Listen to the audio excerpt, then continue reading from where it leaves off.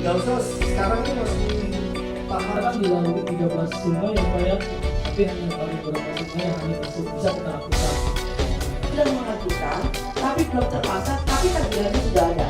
Pengakuannya ini di depan tidak. Entah apa yang fungsinya atau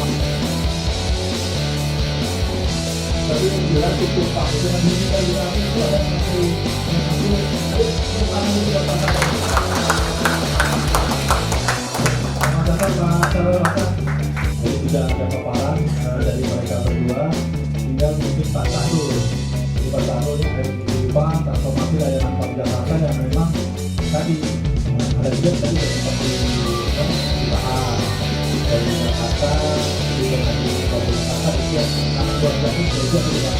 Itu kan dengan tinggi kilometer kita untuk dari sudah dulu. Total dari sini sekarang sampai 10.000. Itu juga merupakan tantangan, tapi tidak terjadi. Itu silakan Pak Sahrul untuk ini dan kami masih juga bisa. Assalamualaikum warahmatullahi wabarakatuh. Selamat sore, salam sejahtera untuk kita semua. Yang terhormat teman-teman Polres Jakarta, terus abang-abang saya narasumber. Ini kalau di Unpam berarti tetanggaan sama saya Pak. Saya ngajar di UMJ Pak, kebetulan di FISIP UMJ. Teman-teman yang mohon maaf saya siap salah nih, waktunya luar biasa karena tadi harusnya nggak ada agenda tapi tadi mendadak ada agenda.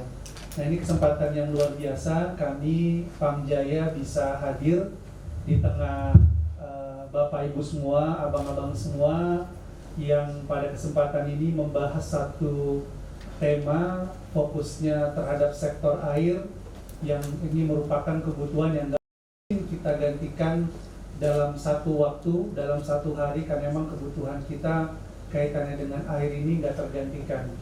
Kalau kita hari ini nggak makan nasi bisa diganti bubur, bisa ganti mie instan, bisa ganti apapun yang kemudian bisa kita gantikan kebutuhan pokok kita terkait masalah nasi tadi.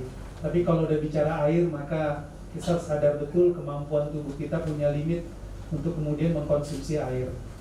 Nah, Bapak Ibu semua, saya ingin membawakan materi kaitannya dengan grand design dan kebijakan pengelolaan air minum di Jakarta. Ya, next. Saya ingin menggambarkan dulu situasi yang selama ini Bapak Ibu mungkin yang tinggal di Jakarta yang di tahun 98 kemudian sampai tahun 2023 kenalnya dengan namanya Palija dan Aetra. Betul ya? Betul, Pak. Dulu pasti mungkin Pamjaya ini nggak begitu dikenal, logonya juga baru, terus orang dulu taunya adalah PD Pamjaya. Sekarang kami berganti logo menjadi seperti ini, seperti Monas yang kemudian Bank Jakarta juga rada-rada mirip dengan logo kami. Nah, tapi kaitannya dengan model pelayanan tahun 98 sampai dengan 2023, orang tahunya di Barat Jakarta adalah Palija dan Aetra di Timur Jakarta. Apa yang membedakan? Yang membedakan adalah Sungai Ciliwung. Jadi Sungai Ciliwung itu membelah Jakarta dari mulai selatan sampai dengan ke utara. Masuknya dari Depok ke Lenteng Agung, kemudian Lenteng Agung terus sampai kemudian ke Kalibata. Kira-kira kanannya Sungai Ciliwung itu Timur Jakarta yang dilayani oleh Aetra, sebelah kirinya itu dari mulai Pasar Minggu, Jagakarsa dan seterusnya itu adalah wilayah Palija. Dulu orang kenalnya Palija apa? Pak Ujung namanya kalau Palija? Palayens. Kalau Aetra air Timur Jakarta. Air Timur Jakarta. Kenalnya mungkin itu. Dan apa yang kemudian dilakukan oleh mitra swasta kita tahun lalu adalah mengelola dari mulai end to end. Dari penyediaan air baku, kemudian unit produksi, kemudian distribusi, dan terakhir adalah services atau pelayanan. Bapak Ibu, tahun 98, mohon maaf nih Bang, izin nggak apa-apa saya pakai ini ya Bang, takut nih. Nah, ini cakupan pelayanan kita di tahun 98 adalah 56,88%. Kemudian panjang pipa saat itu adalah 8.000 km, kemudian jumlah sambungan rumahnya baru 404.000. Selama 25 tahun, mitra swasta kita itu mengelola sampai dengan titik di mana ada kenaikan 10% cakupan layanan, meter kemudian bertambah menjadi 4.000 km atau bertambah 4.000 km, kemudian cakupan layanan bertambah 454.000. Ini data dan ini adalah fakta selama 25 tahun. Dan apa yang terjadi? Yang terjadi adalah masyarakat Jakarta seakan-akan kemudian tidak bisa berkutik, seakan-akan menerima kondisi ini secara given. Givennya apa? Givennya adalah ketika bahkan seorang gubernur pada tahun 98 sampai dengan 2023, Bang Yos, Pak Fauzi, Pak Jokowi, Pak Ahok, Pak Anies misalkan memerintahkan Palija dan Aetra, tolong dong Palija pasang pipa di daerah Jagakarsa, di daerah Tebet, di daerah Hayamuruk misalkan. Itu belum tentu kemudian perintah dari gubernur dilaksanakan oleh Palija dan Aetra. Kenapa? Karena mereka mitra swasta. Mereka terikat kontrak 25 tahun, kontrak eksklusif, dan itu saya sering bercandanya, mohon maaf Bang, ini adalah artefak order baru yang masih sisa di zaman reformasi. Bercandaan saya itu sebagai orang kebijakan publik. Kenapa? Karena memang gak bisa diintercept kebijakannya. Kalaupun kita melakukan pemutusan kontrak 25 tahun ini, maka kemudian kita akan ter-challenge ke arbitrase internasional. Itu membutuhkan dana triliunan, dan waktu itu Pemprov DKI Jakarta tidak mungkin menganggarkan angka triliunan untuk kemudian memutus kontrak. Jadi kemudian kontrak itu selesai di tanggal 2 Februari 2023. Next. Nah ini model bisnis. Next. Nah ini yang terjadi saat itu tahun 98 sampai 2023. Pamjaya kemudian menjadi pengawas Aetra dan Palija. Kemudian karyawan Palija itu sendiri, karyawan Aetra sendiri. Nah saat tanggal 2 Februari 2023 pelayanan kita ambil alih 100%, end to end kita ambil. Maka Palija kemudian, maka Pamjaya kemudian mendrive langsung seluruh karyawan yang saat ini jumlahnya ada 1.700 orang plus outsourcing kurang lebih jumlahnya menjadi 3.000 orang. Artinya apa? Artinya Pamjaya sekarang reborn. Makanya kita tagline-nya adalah Pamjaya reborn. Kenapa? Karena kami melakukan pelayanan dari mulai hulu sampai dengan ke hilir. Oke lanjut. Nah Bapak Ibu semua, kita masuk ke babak atau ke waktu di mana kemudian saat ini Pak Presiden kita tercinta Prabowo Subianto pada saat pidato kenegaraan beliau tanggal 20 Oktober 2024 di DPR RI mengatakan bahwa Indonesia harus swasembada pangan, swasembada energi, dan swasembada air. Ini yang menarik. Kenapa beliau kemudian nggak stretching pada misalkan penguatan infrastruktur, penguatan SDM, tapi air yang kemudian di-highlight. Kenapa? Karena beliau tahu betul harga air 20-30 tahun ke depan akan jauh lebih mahal dari 1 liter Pertalite, dari 1 liter Pertamax. Kenapa? Karena hari ini saudara-saudari kita di utara akan lebih memilih beli air daripada beli bensin. Karena air adalah kebutuhan yang tidak tergantikan. Oke, berikutnya ini adalah kebijakan secara nasional. Berikutnya kaitannya dengan RPD 2023-2026 yang digagas oleh Gubernur tercinta Bapak Pramono Anung, di mana kemudian penyediaan dan peningkatan akses air minum ini gak bisa ditawar lagi teman-teman semua, sehingga apa? Sehingga memang kerja PAM ini amat sangat berat untuk waktu-waktu yang akan datang. Oke, next. Apa yang kemudian sesuai dengan Pergub nomor 7 tahun 2022, nanti boleh diakses, bisa dicari di di website Pergub nomor 7 tahun 2022. Mandatorinya kira-kira begini. Tahun 2030, Pamjaya wajib hukumnya nggak boleh nawar-nawar cakupan layanan 100%. Artinya tidak boleh warga Jakarta, baik yang tinggal, yang tinggal di kelompok pelanggan kita sebut dengan masyarakat berpenghasilan rendah, sampai hotel berbintang 6 sekalipun di Republik di Jakarta ini, maupun gedung-gedung yang baru-baru yang sedang terbangun, tidak boleh tidak terlayani oleh Pamjaya. Kenapa? Karena mandatori sesuai dengan Pergub 7 nomor 2022.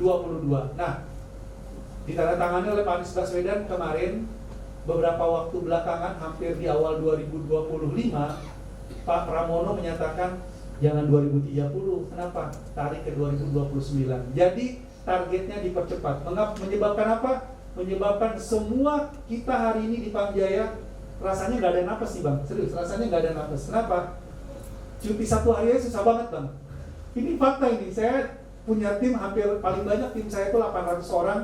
Itu kalau udah di level senior manager, level manager, kalau udah mau cuti itu saya paling rewel deh. Kenapa? Karena nyaris direksinya nggak ada libur Bang, boleh dicek.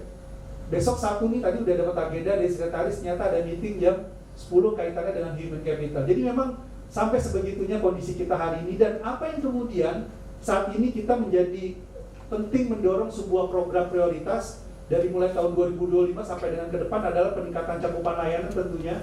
Nah, di sini ada tindak lanjut project bundling, nanti saya akan sampaikan. Ini ada 3 yang menjadi concern kita. SPAM itu artinya Sistem Penyediaan Air Minum Perpipaan Jatiluhur. Jatiluhur ini adalah proyek strategis nasional. Pemerintah pusat memberikan pengalokasian anggaran sebanyak 2,1 triliun dengan 2 stream. Stream pertama adalah membangun instalasi pengelolaan air atau WTP, Water Treatment Plant, di Bekasi, tepatnya mungkin sekitar 5 km perbatasan Jakarta, yang memproduksi kurang lebih 4.750 liter per detik. 4.000 didorong ke Jakarta, 750-nya ke Bekasi dan seterusnya. Nah, 4.000 itu teman-teman semua adalah angka paling besar di sebuah kota ketika mendapatkan asupan air baru. 4.000 liter per detik itu gambarannya gini, Bang? Bayangkan kalau ini tumbler 1 liter. Ini tumbler 1 liter. Dalam 1 detik ini ada 4.000 tumbler yang diisi air. Jadi kita ngobrol nih 10 detik nih, artinya ada puluhan ribu tumbler yang terisi selama 1 detik. Bisa terbendung nggak tuh? Nggak mungkin. Jadi kita bayangkan ternyata 4.000 liter per detik adalah kehadiran air baru yang kemudian didorong ke Jakarta. Nah, saat ini kondisinya kemudian baru staging, angkanya di angka 1.500 nanti di akhir tahun. Jadi memang 4.000 itu perlu kemudian eskalasi. Dan ini disediakan oleh pemerintah pusat. Kemudian SPAM Buaran 3. Nah, ini adalah salah satu yang terbaru yang juga kita miliki. Kemarin diresmikan oleh Pak Pramono di awal April 2025. Letaknya ada di Kalimalang, namanya SPAM Buaran 3. Jadi di Buaran itu, sebenarnya di Kalimalang posisinya, Bapak Ibu kalau lihat tuh ada Pam Jaya segede-gede gaban gitu ya, Pam Jaya. Di situ adalah letak instalasi terbesar se-Asia Tenggara, Bang. Jadi kalau Bapak Ibu, abang-abang semua pernah nonton film Batman, Gotham City, kotanya mau diserang dari mana? Mau diracunin? Air. Dari air. Jadi kita ngeri memang dengan situasi itu. Kenapa?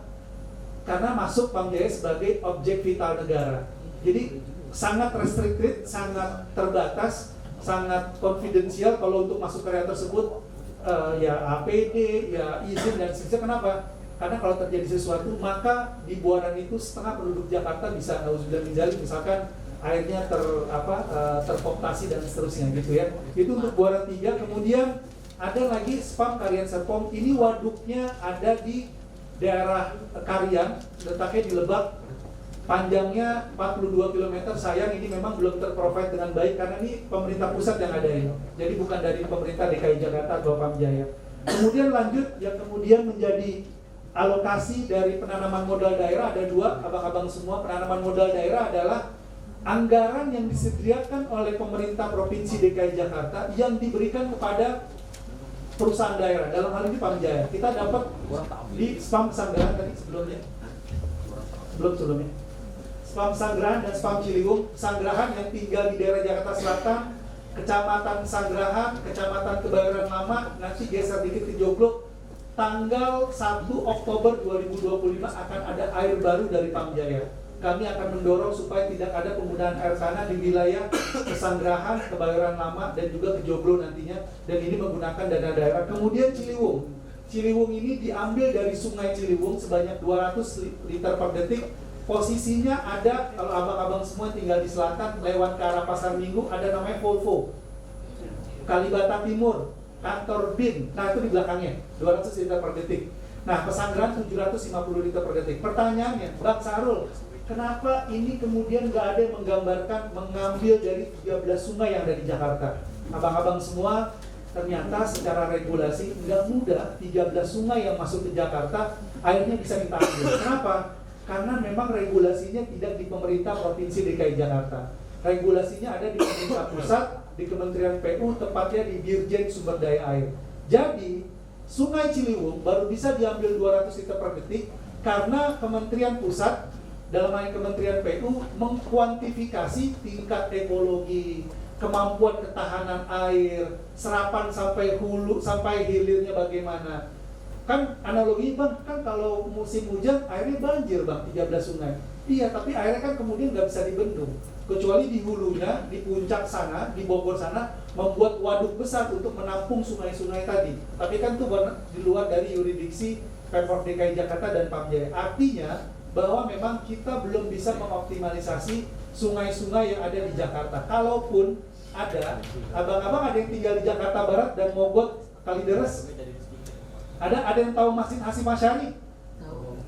Tahu Hasim Asyari? Depannya itu ada IPA Mukefat. Pamjaya dirikan tahun atau bangun tahun 2019-2020. Abang-abang, itu airnya ready to drink, bisa diminum. Dan sumber air bakunya diambil dari Sungai Mukefat. Sungai Mukefat, hulunya ada di Tangerang sana, masuk ke perbatasan Jakarta melalui Polris, masuk dan Mogot, kita ambil di dekat Masjid Hasim Asyari. Itu adalah sungai terjelek, terburuk, terbau, terhitam yang ada di Jakarta. Tapi kita kelola Bang dengan RO, kemudian airnya bisa diminum Bang. Jadi saya kasih gambaran, teknologi Pamjaya sudah sampai situ. Sayangnya memang kemampuannya terbatas karena secara teknologi di situ mahal. Dan itu menggambarkan karena apa? Bahwa Pamjaya standarnya sudah standar air minum. Nah berikutnya, abang-abang semua, ini beberapa inisiatif lainnya. Kemudian yang saat ini kita sedang menjadi viral adalah kaitannya dengan road to IPO. Apa IPO? IPO adalah gambaran di mana satu perusahaan membuka seluas-luasnya kepemilikannya di kondisi tertentu untuk kemudian ada injeksi dari masyarakat secara luas untuk kemudian memberikan dananya untuk mengoperasikan perusahaan. Tadi abang sudah jelaskan dari teman kita, nanti mungkin perlu diperdalam lagi dengan diskusi. Kemudian optimalisasi aset yang saat ini Pamjaya punya, dan kemudian kami punya yang namanya water purifier di sini. Water purifier adalah diversifikasi usaha Pamjaya yang saat ini alhamdulillah staging. Kami menggambarkan pesan kepada publik bahwa dengan water purifier air Pamjaya itu bisa langsung diminum, baik di sekarang sudah bisa didapatkan di beberapa titik di public area, termasuk salah satunya dari halte-halte Transjakarta tertentu. Berikutnya, abang-abang semua, nah ini kondisi existing per Mei 2025, di mana cakupan layanan sudah 73%. Tadi cakupan layanan kami di saat kami ambil alih itu di angka 67%. Selama kurang lebih 2 tahun, 2024-2025, cakupan layanan kami naik 6% sampai dengan 7%. Abang-abang semua, di Republik ini PDAM jumlahnya kurang lebih ada 500. Pamjaya karena di bawah Pemprov DKI Jakarta, maka pusat timur utara barat Jakarta itu dalam satu naungan namanya Pamjaya atau PDAM. Tapi kalau abang-abang yang tinggal di Tangerang namanya Tirta Benteng atau PDAM Kota Tangerang. Yang tinggal di Bekasi, PDAM Kota Bekasi. Yang tinggal di Depok, PDAM Depok. Nah abang-abang semua, se-Indonesia tadi dalam waktu 10 tahun bahkan belum ada yang sampai mencapai 7%. Pamjaya 2 tahun Bang, 7%. Saya mohon apresiasi, kita beri plus dulu buat Pamjaya. Kelihatannya Bang, kelihatannya sederhana, Bang Harul. Nggak sederhana Bang, kenapa? Karena membuat pipanisasi dampaknya itu nggak semua rakyat Jakarta rasakan. Tapi kalau naik MRT, abang-abang rasakan langsung bisa tiap hari. Abang-abang naik Transjakarta yang tinggal di BSD bisa langsung ke Blok M, abang-abang rasakan. Tapi karena air minum dirasa kemudian ada substitusinya dengan cara beli air minum dalam kemasan, jadi so-so aja, biasa-biasa aja. Angka ini fantastik Bang. Makanya kemudian kami di titik tertentu, jumlah pelanggan kami bertambah secara eskalatif, kami mendapatkan MURI. Tahun 2024, kami mendapatkan cakupan layanan dengan penambahan sambungan rumah di angka 46.000. Se-Republik, capaian terbaik itu oleh Tangerang 30.000. Dalam 1 tahun, Pamjaya baru rebound 1 tahun kita 46.000. Beri plus lagi buat Pamjaya. 2024 46.000. Tahun ini kita mau break the limit dengan target 130.000, which is 3 kali lipat Bang. Artinya apa? Kerjanya sangat kolosal. Mohon maaf Bang kalau kemudian terjadi macet, terjadi komplain dan lain. Kenapa? Karena memang nanam pipa nggak sama dengan ngirim WhatsApp Bang. Nanam pipa tuh zinan, butuh kalkulasi lalu lintas, ada dampak lingkungan yang kami ukur. Tapi begitu airnya keluar, ya alhamdulillah. Tapi begitu airnya belum dirasakan, maka akan jadi biasa-biasa aja. Nah ini target kami Bang di 2029, di mana kemudian tidak ada di Republik ini, bahkan PDAM perusahaan air minum di Asia Tenggara bahkan dunia, dalam 7 tahun eskalasi 30%. Kenapa? Karena kami terpaku pada yang disebut dengan regulasi tadi, Pergub 7 2022 tadi. Oke lanjut.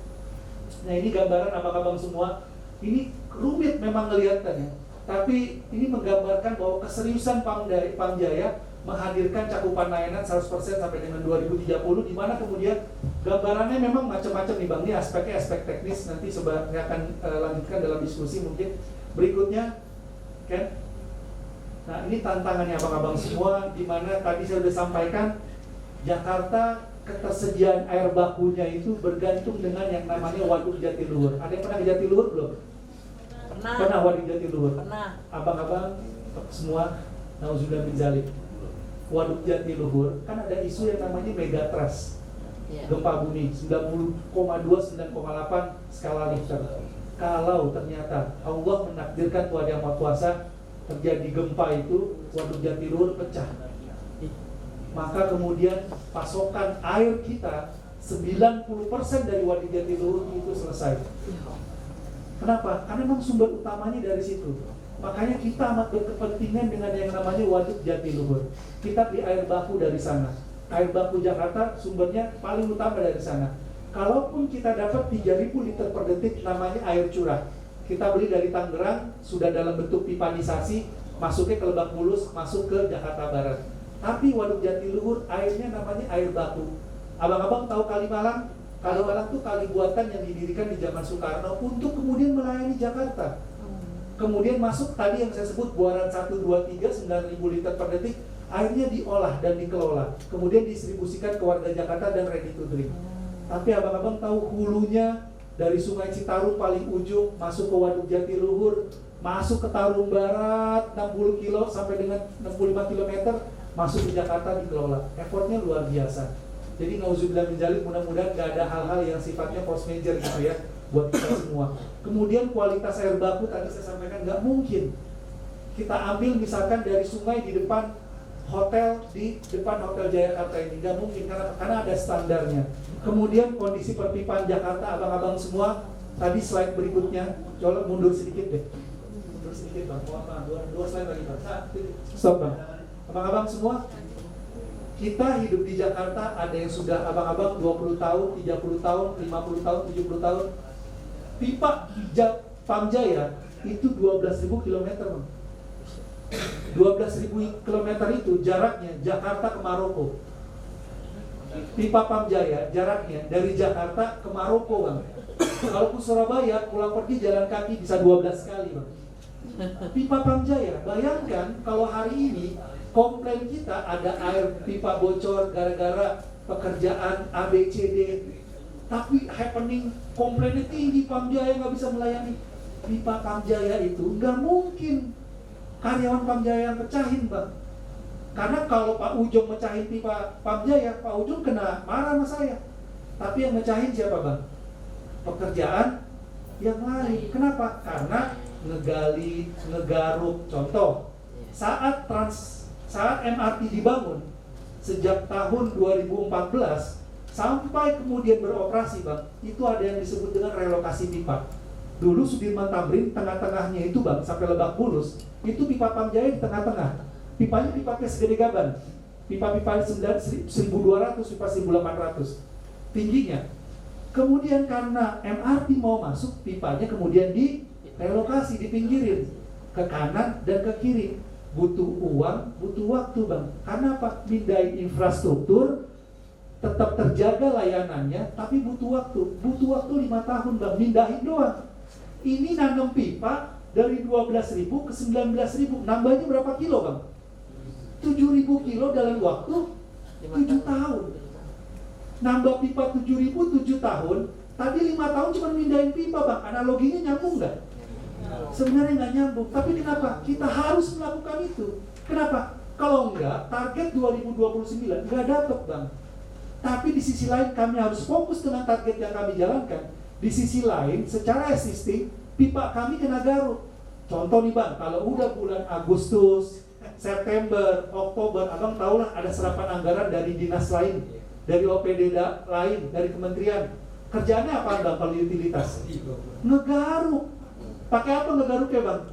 Pakai beko, kena pipa Pamjaya, dikomplain, dihajar. Bang Saru pelayanan gini-gini. Gue juga gak mau pipa gue kena. Tapi karena kita terus terang di Republik ini masih silo management. antara OPD A, OPD B itu nggak ngobrol kalau mau ada proyek. Tapi yang ke Garut Pamjaya, yang dikomplain Pamjaya. Tapi itulah, saya agak sedikit curhat pada poin ini. Tapi itu realitasnya Bang. Makanya saya dengan tim menyampaikan bahwa ya udah, mungkin kita edukasinya kurang, exposure-nya kurang. Makanya forum kayak gini jadi penting nih Bang. Kalau ada komplain, Pak tiba-tiba komplain air kotor, saya yakin ke abang-abang semua, ke bapak ibu semua, itu pasti airnya ke Garut. Pipanya ke Garut, terinstruksi airnya. Makanya airnya kotor. Tapi kalau normal nih, kayak sekarang gak ada komplain, ya biasa-biasa aja gitu. Nah, ini menggambarkan Bang, kemudian di mana tahun 2029 di Cakupan Layan akan menjadi 100%. Lanjut, tadi masih mengenai tantangan, ini juga masalah perizinan Bang. Tadi balik, next perizinan juga kompleks. Tadi saya bilang yang tinggal di timur Jakarta, nanam pipa tuh butuh izinnya kemana? Ke Pemprov DKI, ke Kementerian. Abang-abang semua saya kasih contoh.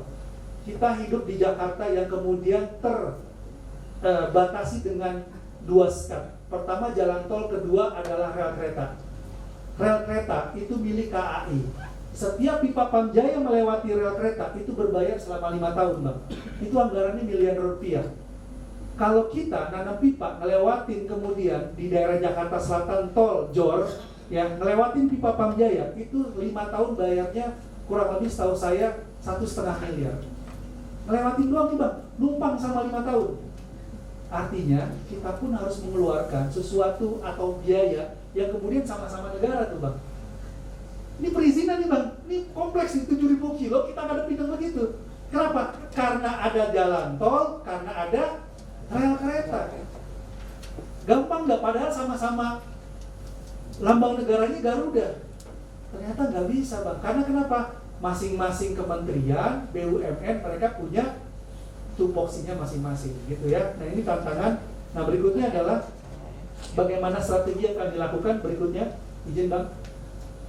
Nah abang-abang semua, Jakarta punya 5 kota, 1 kabupaten dengan Kepulauan Seribu, ada 44 kecamatan, 267 kelurahan, ada kurang lebih 16.000 RW, kurang lebih ada 30.000 RT.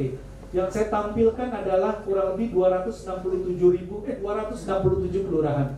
Dari tahun 2024 sampai dengan tahun 2029, kami sudah membagi area kelurahan. Kecil-kecil nih memang nih, mohon maaf, karena kelurahannya banyak. Kami membagi berdasarkan staging air masuk. Jadi air masuk misalkan di sini, di tahun 2024 ada 358 LPS. Kemarin ada air masuk dari Jatiluhur. Tahun 2025 ada air masuk nambah 2.370. Saat ini nambah dari mana? Tadi Jatiluhur akhir tahun Oktober 1.500, Pesanggerahan 750, kemudian Buaran 3 kurang lebih ada 800. Jumlahnya sekian kurang lebih. Nah ini semakin kemudian nambah kubikasi yang ada di Jakarta, maka kami akan mendorong ke kelurahan-kelurahan. Jadi roadmap-nya begitu. Pertanyaannya Bang Sarul, kalau saya tinggal, kayak saya tinggal di Jakarta, di Jagakarsa rumah saya, maka akan masuk ke etape terakhir nih Bang. Kenapa? Karena memang pipanisasi dan air bakunya baru masuk nanti di penghujung 2028 atau 2029. Itu skematiknya. Berikutnya adalah, ini saya mau menggambarkan next Bang, ini kondisi existing aja. Kemarin di 2023 kita 12.000 karena baru transformasi. Kemudian tahun lalu kita dapat muri 46.000, ini terbaik se-Republik ya yang pernah ada. Tahun ini per kota Thailand. Boleh Bang. Tahun ini Bang, sampai dengan bulan Mei 37.000 Bang. Bulan Mei 37.000. Kami yakin kami landing di 130.000. Artinya kami akan break our limit ke 130.000. Ada gak benchmarknya di Republik ini? Gak ada Bang. Boleh dites? Gak ada. Kenapa? Karena memang kita bergerak atas kebutuhan, bukan bergerak atas kemauan Bang. Kalau bergerak atas kemauan, saya sebagai direksi pengennya slow-slow aja kayak BUMD yang lain Bang. Ya udah, ada duit, ada capex, nggak ada duit, so-so aja. Tapi nggak bisa Bang. Kenapa? Karena air nggak bisa ditunda. Nah nanti saya akan kasih foto-fotonya Bang. Coba next dulu Bang, karena waktunya juga udah 17.21. Ini lanjut aja Bang. Lanjut, saya ingin kasih foto-foto sedikit Bang. Next Bang. Nah ini abang-abang semua, ini gambaran aja yang demikian banyak lagi saya belum bisa tampilkan. Ada yang tinggal di Kemayoran, Kebon Kosong, Jakarta Pusat? Ada? Bang, mana Kemayoran? Tahu tunjuk tangan bang. Bang, tahun berapa Kebon Kosong ngerasain pipa bang? Di Sumur Batu. Oke, yang tinggal di Kemayoran, Kebon Kosong, bang, 40 tahun di Kebon Kosong nggak bisa masuk pipanisasi. Kenapa? Karena Kemayoran miliknya siapa bang? Miliknya PPKK Sesnek. Ada yuridiksi yang nggak bisa Pamjaya tembus dari 40 tahun yang lalu bang. 40 tahun yang lalu. Alhamdulillah bang, 2 tahun yang lalu Pamjaya udah masuk. Tepuk tangan lagi. Karena kenapa bang? PPKK jaraknya nggak lebih dari 3 km dari istana, nggak lebih 4 km dari balai kota. 40 tahun masa nggak bisa pipa masuk? Tapi kan ada kemampuan dari kita semua di Pamjaya melobi Sesnek, melobi direksi PPKK. Lulu hatinya bang, ya udah, Bismillah, Pamjaya layani di PPKK bang. 40 tahun bang. Ada saksinya, bang. Berikutnya Marunda Kepu bang. Abang yang tinggal di daerah Jakarta Timur, Jakarta Utara, pojokannya namanya Marunda Kepu. Marunda Kepu tuh ujung dari kanal banjir timur. Ada yang udah pernah belum ke ujung kanal banjir kanal BKT, banjir kanal timur? Ada yang udah pernah? Ada. Namanya Marunda Kepu. Marunda Kepu bang, seumur-umur tinggal di Marunda Kepu nggak pernah ada air masuk bang. Kenapa? Dulu, maaf ya, tadi Aetra 25 tahun nggak mau masuk ke sana. Aetra tadi yang swasta nggak mau masuk ke sana. Pertanyaannya kenapa nggak mau bang? Kenapa Aetra nggak mau masuk ke sana? Karena yang dilayani masyarakat berpenghasilan rendah. Ada nilai bisnisnya nggak? Nggak ada bang. Yang ada subsidi ke sana. Pamjaya nggak kenal kelompok pelanggan bang. Begitu request kita tanam pipa ke sana. Alhamdulillah 2 tahun yang lalu diresmikan oleh Pak Heru bang.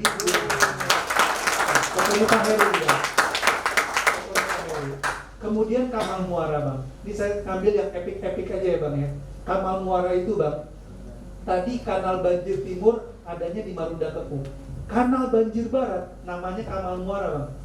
Kamal Muara dari Republik ini berdiri sampai tahun 2021 bang, nggak pernah ngerasain air secara higienis dalam konteks air perpipaan. Alhamdulillah bang, abang boleh tes teman-teman semua ke Kamal Muara, tepatnya ke Pasar Ikan. Belakang rumahnya 500 meter itu Kampung Naga, Kota Tangerang. Sebelah kirinya Laut Jawa, depannya kanal banjir barat. Kalau Saban sore kayak begini bang, itu rob masuk bang. Boleh dicek. Tapi Pamjaya masuk bang, alhamdulillah bang. Saya ingin kasih testimoni begini bang. Saya ingin kasih testimoninya.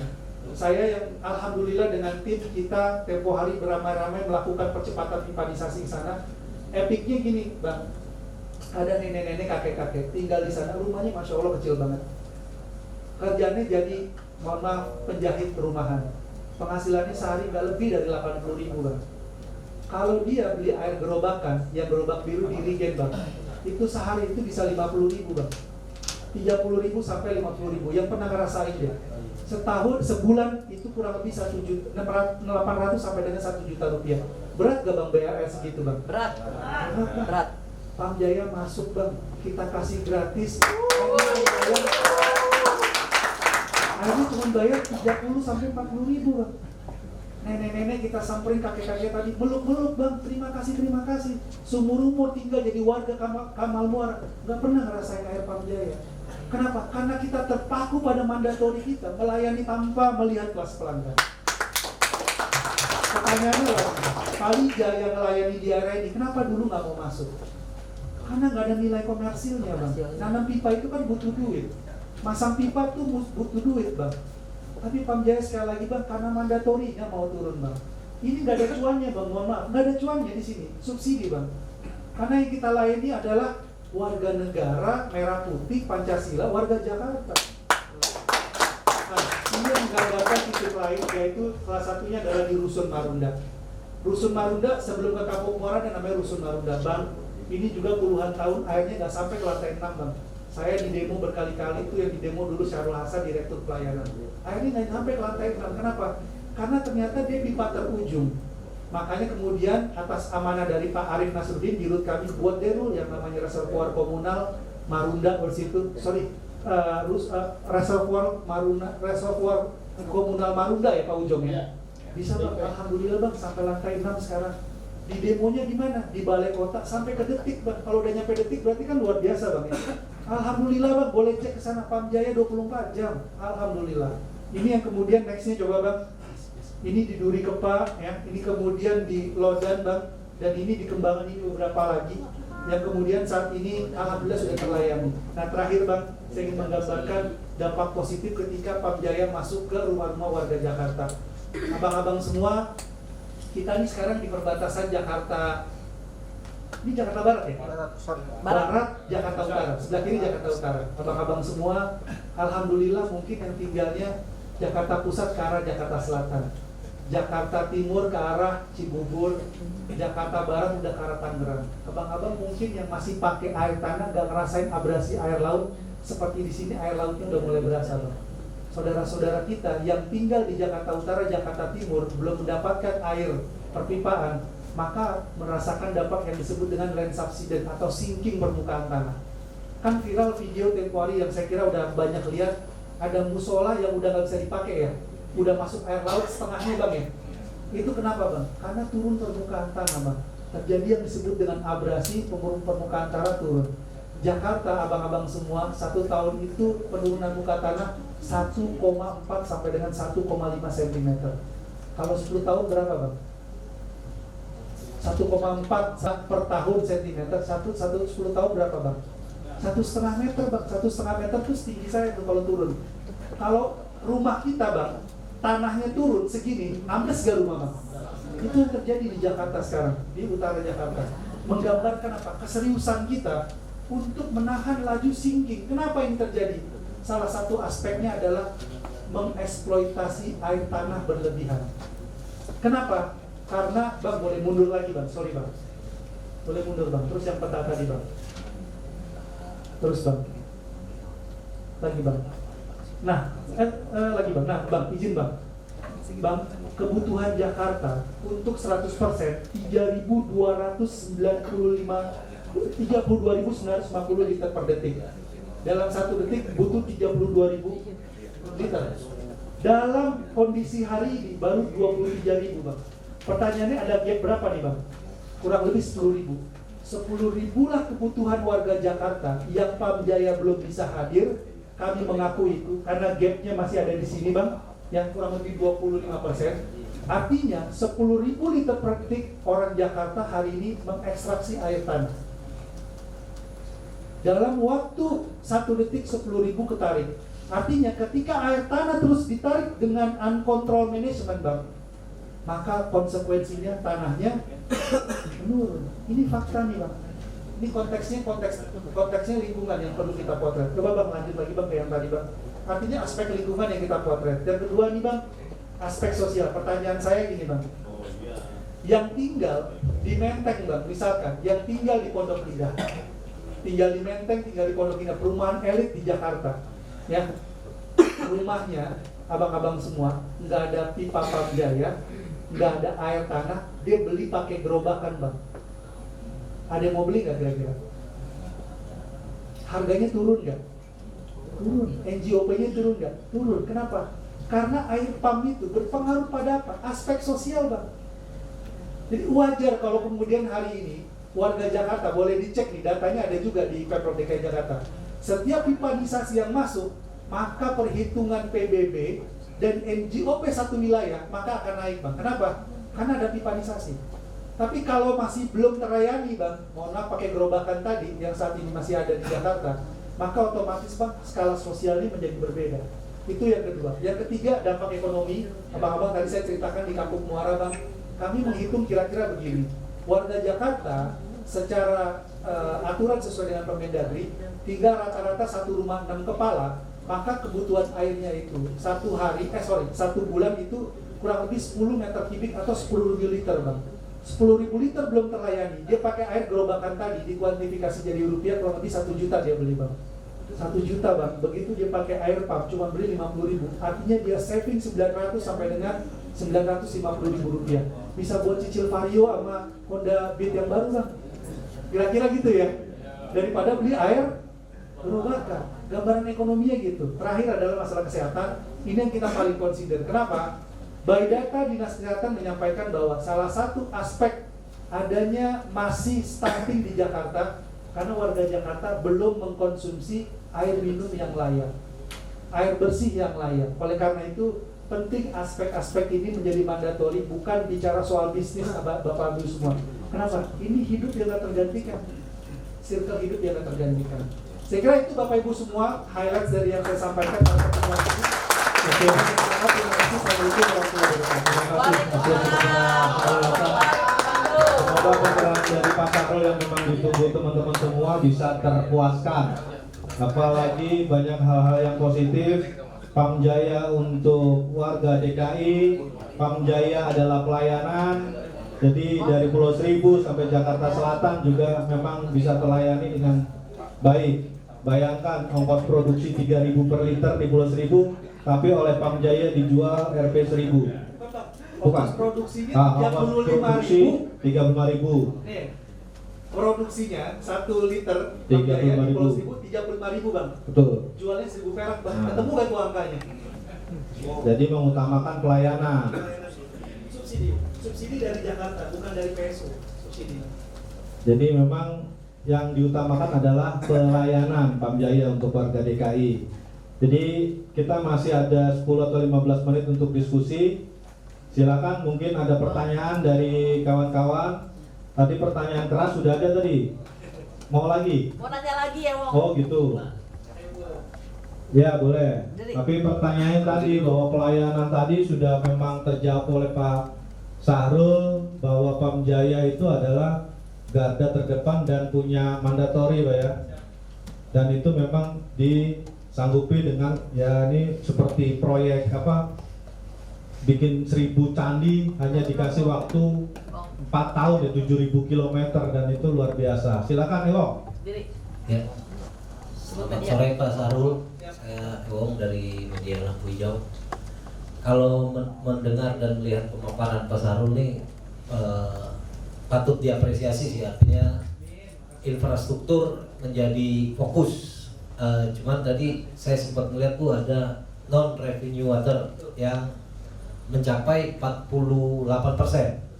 Artinya kalau misalkan kebutuhan kita 23.000 per liter per detik, ada let's say 11.000 yang terbuang sia-sia. Nah, kemudian target di 2029 9%. Artinya masih ada utang 38% untuk dihilangkan NRW-nya itu. Pertanyaan saya yang pertama adalah di tahun ini sudah berapa kekurangan dari RW-nya? Apakah sudah menjadi 30 atau berapa? Kemudian karena saya biasa ngepost di wali kota nih Pak, nah saya mau konfirmasi lagi jadi nih, karena bagaimana kolaborasi PAM dengan SKPD? Kalau tadi Pak Sahrul bilang ada yang silo lah ya, mengeruk, kena garuk pipanya. Cuman kalau yang saya lihat mungkin karena memang ngejar target ya Pak, di daerah Pulau Gebang tuh ada pembangunan tuh SPAM, terus daerah BKT-nya Pondokopi ada. Saya melihatnya ini udah dikerjain sama Dinas Perumahan, jalan-jalan di gang itu Pak, udah di aspal, dibongkar PAM, dipasang pipa ya. Mungkin itu tadi soal penambahan pelanggan. Kemudian saya juga masih melihat bahwa di kantor-kantor pemerintahan itu masih saya kurang tahu, tapi ketika saya menggunakan air di kantor pemerintahan itu masih terdengar suara mesin air. Jadi kantor wali kota, kantor kecamatan, kantor kelurahan masih ada yang menggunakan air tanah. Nah, target dari PAM sendiri kan di tahun 2029, kalau khusus untuk kantor pemerintahan itu bersih dari penggunaan air tanah itu di tahun berapa Pak? Terima kasih. Selamat Pak Sahrul. masih jawab ya Bang? Ya silakan. Jadi yang pertama boleh slide sebelumnya Bang, yang slide nomor 8. Terbaik. Oke, Bang, di slide ini Bang, ada kondisi perpipaan Jakarta nih. Nah, ini kondisi perpipaan di Jakarta. Pertama, pipa kita tadi secara panjang 12.000 km ya. Dari tahun 1922 ke tahun sampai dengan hari ini. Itu yang pertama. Yang kedua, pipa Pamjaya dari mulai dibangun kali pertama sampai dengan hari ini tentu secara size berbeda-beda. Kalau kita mengibaratkan pipa Pamjaya itu kayak jalanan, Bang. Pipa yang segede-gede gaban, yang 2 meter, yang ada di timur Jakarta yang lagi ditanam sekarang, pipa 2 meter, pipa kita sebut dengan pipa JDU, jaringan distribusi utama. Jaringan distribusi utama itu ibaratnya jalan tol. Jadi kalau kita di jalan tol, mau pulang ke rumah, keluar tol dulu kan?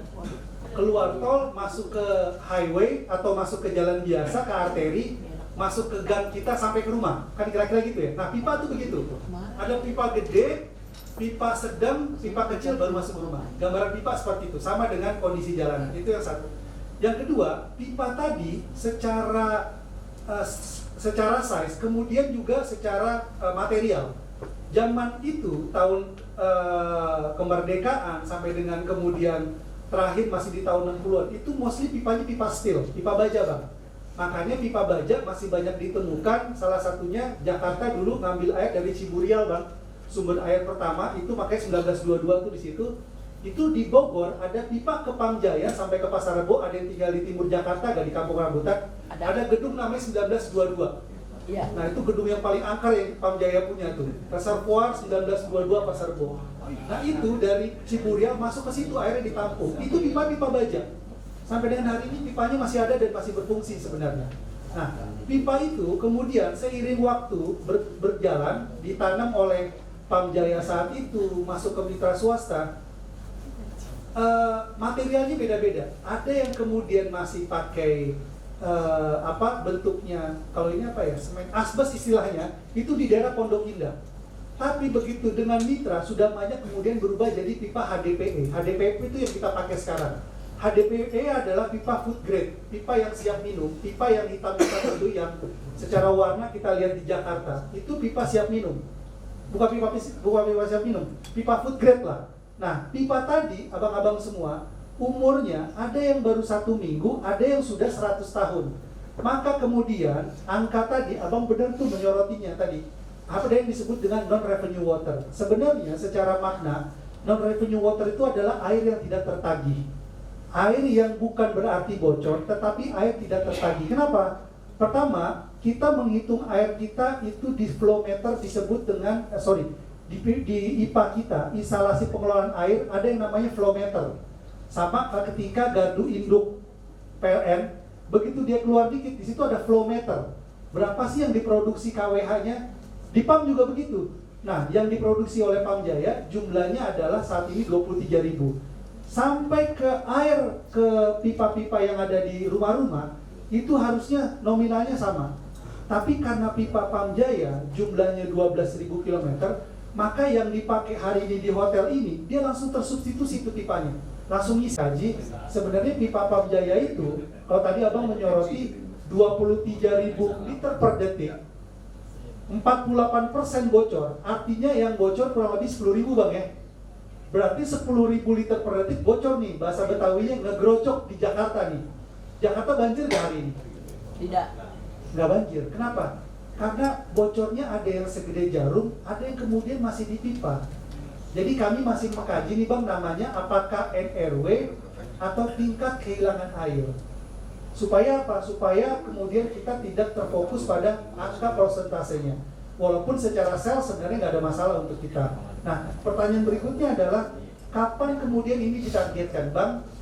Saat ini kami sedang menggandeng Big Four, yaitu Ernst & Young, konsultan terbesar di dunia, 4 terbesar, untuk mengkaji ulang berapa sih dari 12.000 km, karena target kita oleh Pak Gubernur nanti di 2029 harus 1 digit, Bang, dari 48 ke 9, maka solusi paling utama dan prioritas adalah mengganti pipa baru. Mengganti pipa lama kepada pipa yang baru. Tadi 7.000 km itu memasang pipa baru. Memasang dengan mengganti beda ya. Memasang pipa baru karena mendorong cakupan layanan. mengganti pipa lama karena 12.000 km tadi ada yang rusak, ada yang sudah menua dan seterusnya. Jadi dua hal yang berbeda. Nah, proyek tadi Bang kami sebut dengan proyek non-revenue water. Kapan kita mulai? Doakan Bang, mudah-mudahan awal November kita kick off nih Bang. Jadi sekarang bulan Juli, Agustus, September, Oktober, November, Pak Dirut sudah tanamkan ke kami, ke timnya. Gue nggak mau tahu, pokoknya awal November sudah kick off. Kick off-nya apa? Kick off-nya sudah mulai pergantian pipa. Jadi Bang, ada dua kerjaan di Jakarta nih Bang. Menanam pipa baru 7.000 km, ada mengganti pipa lama sebanyak yang dibutuhkan Bang. Berikutnya efeknya apaan? Macet Bang. Itu konsekuensi. Kenapa? Karena kota ini dibangun lebih dulu ketimbang infrastruktur bawah tanahnya yang dipasang. Kalau kita bicara Jakarta, dulu bikin infrastruktur, bikin MRT, pipanisasi kayak di luar negeri, kita nggak akan bicara hari ini. Tapi kota ini dibangun duluan di atas permukaan, baru bicara pipanisasi. Konsekuensinya apa? Ini yang terjadi. Apakah kemudian kita sudah menghitung pro kontra-nya gimana? Sudah menghitung. Ya udahlah, paling tembakannya ke Pamjaya di demo lagi bikin macet Bang. Kita terima Bang. Yang penting warga Jakarta dilayani, kira-kira gitu Bang ya. Yang kedua, kolaborasinya nih Bang. Alhamdulillah Bang, 1 minggu yang lalu ya, tepatnya hari Senin, kami MOU dengan Dinas Sumber Daya Air. Jadi Sumber Daya Air SDA Bang menyerahkan beberapa asetnya untuk kita kelola saat ini. Contoh Bang, ada yang tinggal di Jagakarsa gak? Tetangga saya ini. Tahu Setu Babakan, perkampungan Betawi? Setu Babakan, airnya kita yang kelola sekarang Bang. Diserahkan ke Pamjaya kurang lebih 30 liter per detik. Kenapa? Karena standar Pamjaya air minum sesuai dengan Permenkes nomor 2 tahun 2023. Standar SDA itu air bersih Bang. Jadi berbeda standarnya. Makanya Pamjaya tolong deh kelola deh. 1. Kemudian ada 2 IPA, yaitu IPA Tomang, IPA Grogol, dan kemudian yang di Pulau Seribu Bang. Selama ini kami hanya memproduksi asetnya di DSDA. Sekarang SDA kasih asetnya ke kita yang kelola. Artinya secara langsung sekarang menjadi kewajiban Pamjaya. Nah, ini bentuk salah satu kami kolaborasi. Di sisi lain, ini yang saya terus terang nih Bang, makasih tadi Bang Abang udah omongin tuh. Gimana kolaborasinya dengan OPD? Bang, ini saya tiap Senin tadi Bang Ujong tuh, itu saya tugasin tuh dengan timnya tiap Senin koordinasi dengan SDA. Kira-kira ngobrolnya gini nih, tiap bahasa Betawi Saban Senin nih, sampai SDA di kantor wali kota di Sudirnya. SDA, minggu ini mau garuk di mana? Mau bikin bikin unit di mana? Unit tuh yang selalu slogan ya. Bikin di mana? Contoh misalkan kalau di timur kita mau masuk ke Kelurahan Cakung. Ya udah, gue pindahin pipa gue dulu, baru lu bikin unit. Supaya apa? Pipa kita nggak kena garu, kita relokasi dulu. Itu bentuk kolaborasi yang saat ini kita lakukan. Kenapa? Karena memang antara birokrasi dan Pamjaya sebagai korporasi tentu ada perbedaan dari sisi tata kelola. Dan kita pengennya cepat-cepat aja sih kalau soal kayak gitu. Itu yang kedua. Dan terakhir Bang, ini kata pemerintahan setuju Bang. Dari 267 kelurahan, 44 kecamatan itu memang belum 100% Pamjaya masuk. Terutama di wilayah di mana pipa Pamjaya belum ada. Contoh, Kecamatan Jagakarsa ada 10 kelurahan itu belum terlayani pipa Pamjaya. Begitupun kantor kecamatan. Kenapa? Karena memang pipa Pamjaya belum masuk. Tapi Bang izin staging tadi yang saya sampaikan kelurahan-kelurahan tadi itu target di 2029. Tapi saya yakinin Bang, kantor wali kota udah semua Bang. Tapi kalau kantor kelurahan 267 belum semuanya, begitupun kantor kecamatan terutama yang di daerah Ciracas, Pasar Rebo, kemudian tadi di Jagakarsa, Pondok Labu, Cilandak itu belum memang Bang, terutama yang ke arah sana. Kenapa? Karena memang pipa Pamjaya belum masuk yang tadi udah saya ceritain. Nah itu Bang kira-kira gambarannya Bang, mudah-mudahan bisa memberikan insight ke Abang. Terima kasih Bang. Oke, 17.46, mungkin kita sudahi dulu Pak ya. Jadi teman-teman hadir di sini tuh ada yang dari jam 11 siang Pak.